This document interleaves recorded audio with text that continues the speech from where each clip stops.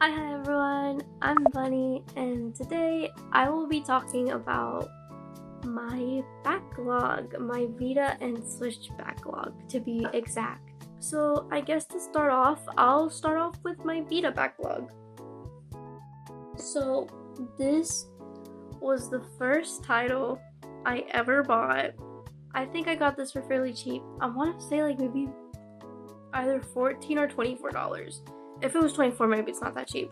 But anyways, truth be told, like, I don't quite, like, know the specifics of it either. I think, for the most part, it's basically, the MC becomes, like, I guess, drug busters with the LIs, and their group is called, like, Tenchi, or that's what, like, these drug confiscators are called, and the drug is called hoshi, which is star in Japanese. I don't really know the reception of it in Japan, honestly. I just really wanted it. It was like something that really caught my eye when I was looking up all these unlocalized titles when I had first gotten into the genre. So yeah, I'll get to it one day. Probably not for a while, but you know, I'll get to it one day. This was the second game I've ever bought, or the second unlocalized game I bought, and I definitely overpaid for this one so bad. I bought it off of eBay, and this one is called Kyoukai no Shirayuki, and I do know quite a bit about this one because just recently I was waffling on whether I should play it or not. But this one, from the jump, I was so entranced by the art. Like, incredibly so. It is just so pretty. Like, look how lovely that art is. It's so unique too. I don't think this artist has ever been employed by Otome ever since. But the artist is Kinako.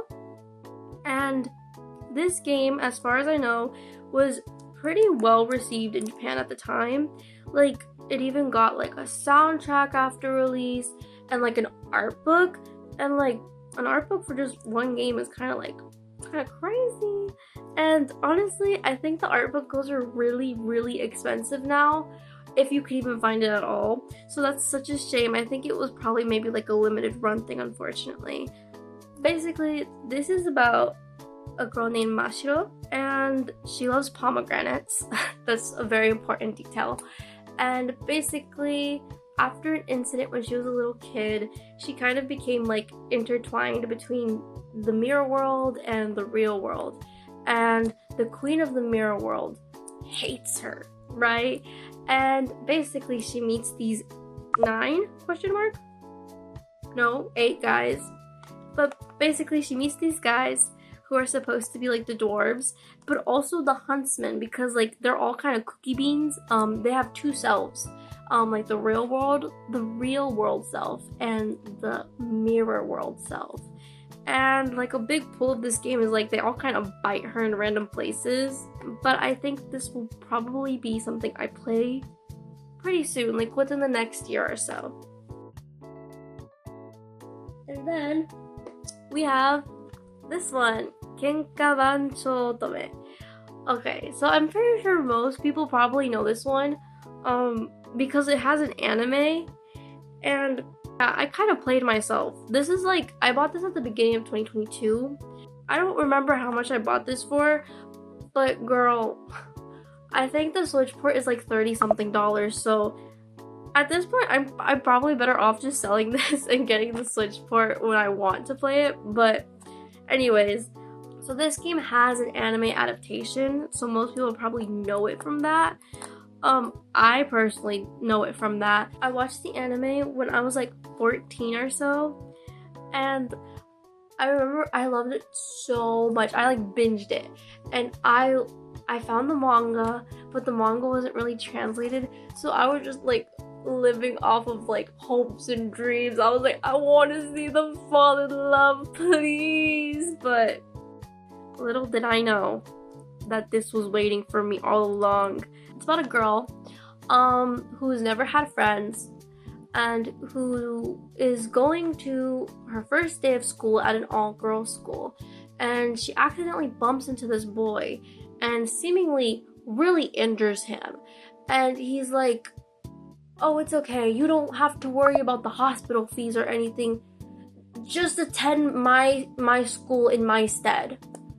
And like, you know, she's like, oh, okay. But you know, it's an all-boys school famous for being a delinquent school.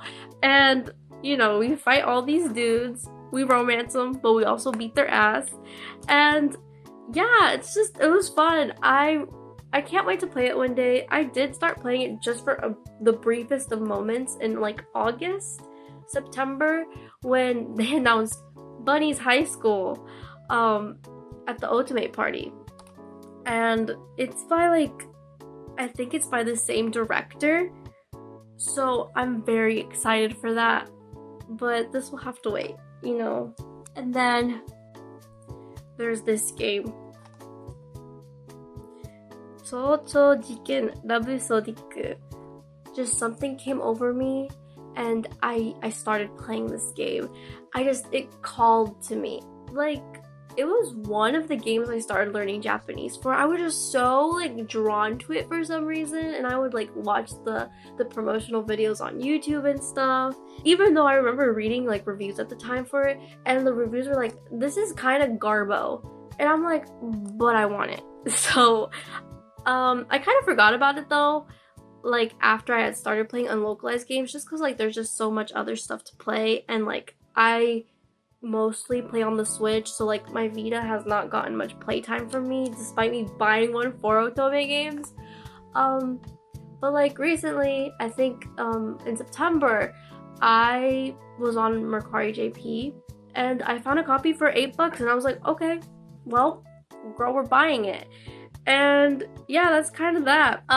So basically the premise here is there is a girl, there always is.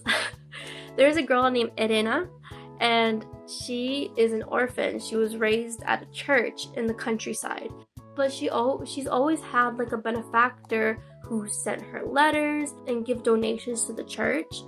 And one day she gets a letter from this benefactor being like, hey, you're going to be enrolled into this all-girls school in Yokohama. And so she goes.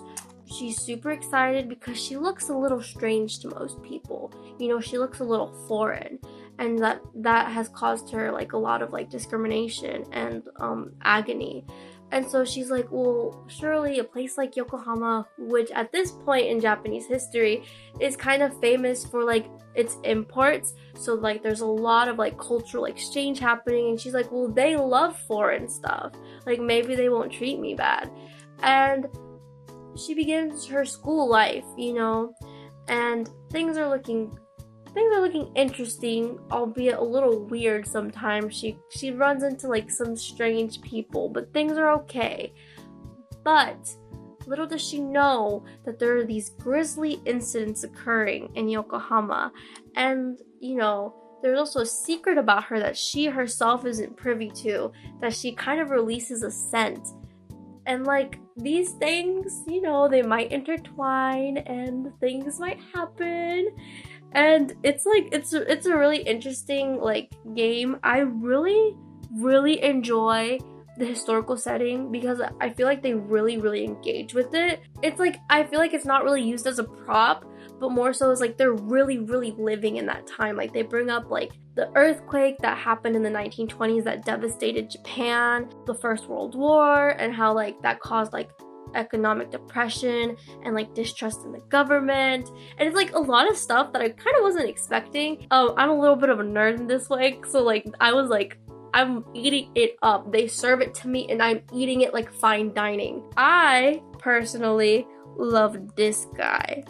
Oh, need him. Need them so bad. And also my fave is the voice for one of them, of like the little scrunkly gremlin character. And also this one is voiced by one of my favorites, but he never gets employed because the Otome industry just hates him for some reason, and they hate me too by extension. That's a joke. And then now we have the base game and fan disc for Yuukyuu no Tierblade So I bought these together. You could see that this one looks a little janky. That's why I got it really cheap, because the sun damage on it is crazy. I have played neither, and I ultimately have lost because this one also got announced for a port on the Switch, and it has both of the games on it. So, you know, L for me, I guess. But at least I have the limited editions. So this game, I also don't know like a ton about it. Other than like it's mecha, like they live in like a fantasy world, and they be like driving robots. That's about what I know. And also that my favorite is voicing this character. A little bit superficial of me, I know. I don't know like really the reception of it either. I've heard like kind of middling things about it. Like, oh, I don't think I said, but Chouchou Jiken, that one, like even outside of English spaces, even outside of like English spaces, oh my god, I can't say that word. Even outside of English spaces, like in Japanese spaces, I think it was like considered like pretty mediocre, like forgettable. Like it wasn't quite a kusoge, but it wasn't like really good either. But either way, I still wanted to play it. But this, I don't know if it's to that extent for these games, but I am excited to play it one day. I just don't know when I will. Or if I'll just sell it and like get the Switch version instead, but we'll see. Then next are my Switch ones. So we'll start with this one. Moeyo, Otome Doushi, Kayuu Koigatari. I was like so excited for it. I bought 2 limited editions. I have never done that before. I put all my eggs in this basket, but then I just got so busy. I couldn't, and I just kind of like have never come back to it. Unfortunately, I'm just like not in the mood. I had started 𝙤𝙩𝙤𝙢𝙚, which is this one. He's the red boy. He is okay. We're seeing a common theme here. He is also voiced by my favorite. And yeah, I really want to get back to it one day. I just don't know when that'll be. But the story. So basically, it's about Shinrin, a Taoist apprentice who one day goes to the martial arts tournament to watch her childhood friend Haoran compete in it, right? And basically he's doing great. These other people are competing, and some of these people she met in passing, or she even knows some of these people from the past. And then it gets interrupted by an attack from Jiangxi's, and the routes kind of lead you down paths with all the allies, like investigating like why that happened and like what's going on, and like is there something bad happening, you know, that kind of stuff. It's like a little mystery, I suppose. The vibes I got when I was playing it, it felt very much like Sunday cartoon to me. Like, I don't know, like it felt like something I could watch like on Disney XD when I was a kid. It was really fun. Definitely for like a younger audience, but if you're like me who doesn't really care, who's really down for anything, you know, it's a fun time. I hope to get back to it one day.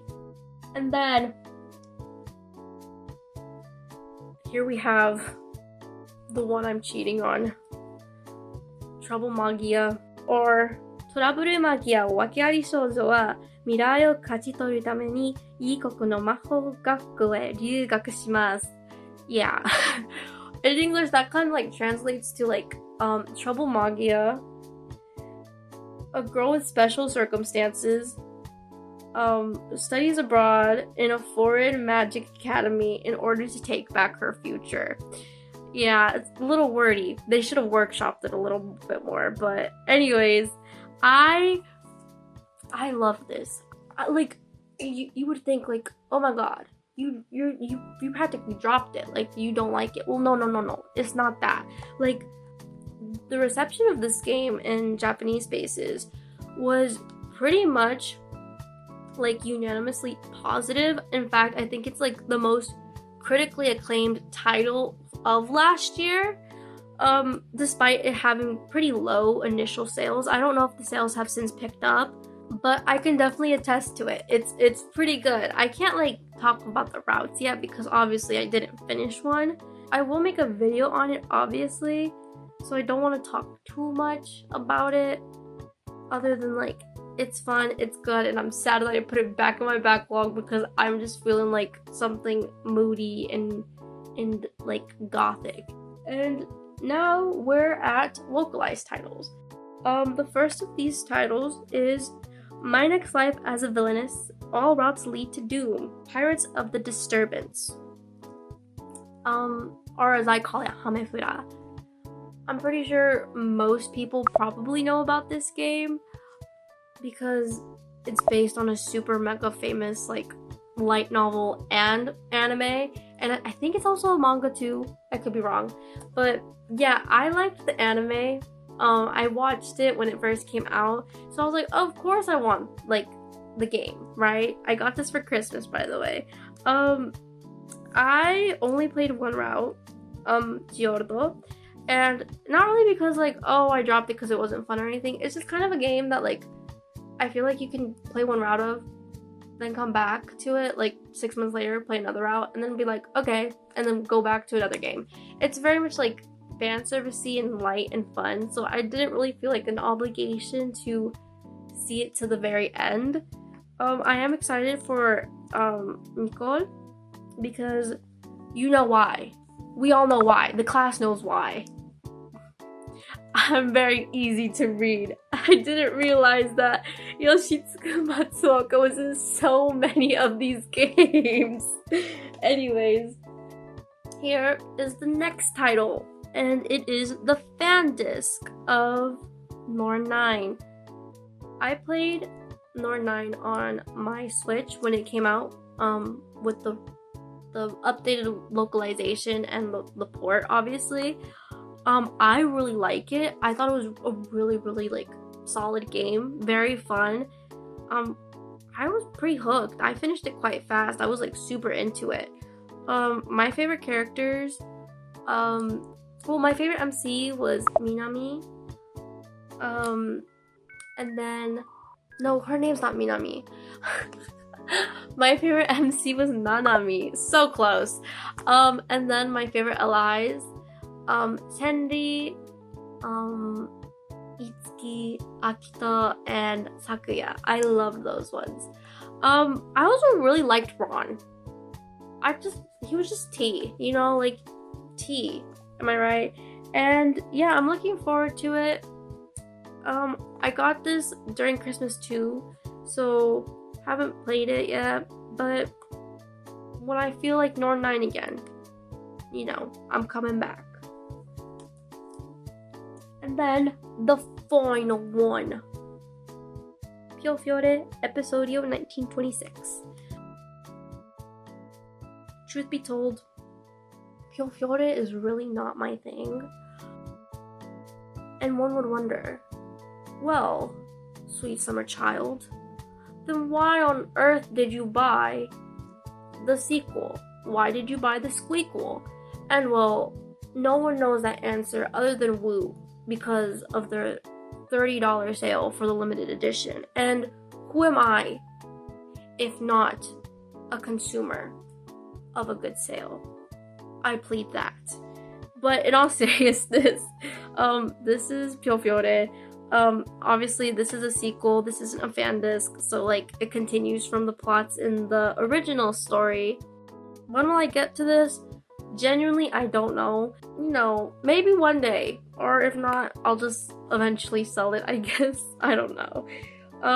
But hey, it's here, it's in my backlog, and it's being warm on my shelf.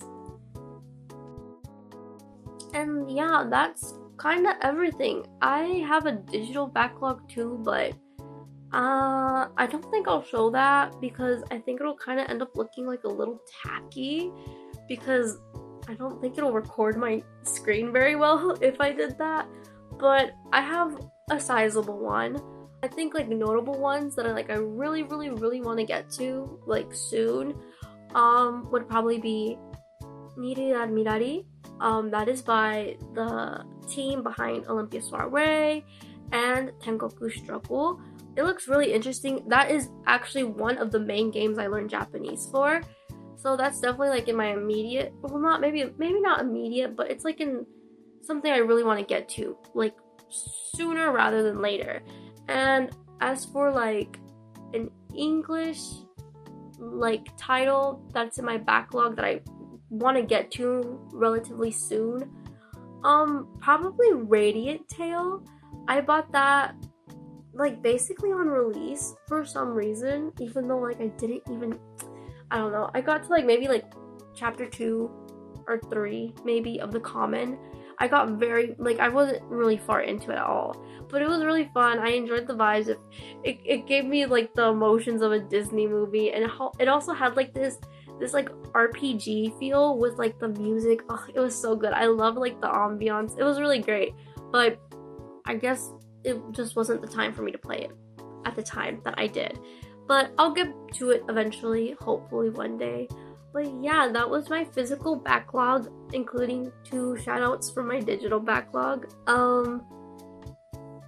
I want to try to do more like of these types of videos, I think, because they're ultimately like a little bit easier than Otome Rambles. Well, first of all, Otome Rambles kind of like requires me to like play an entire game like start to finish and like then write a script for it, and then like there's just like a lot of editing and like a lot of drawing, so you know it's a bit harder, and these are more like just kind of fun and just me talking. I don't really know how to end this, so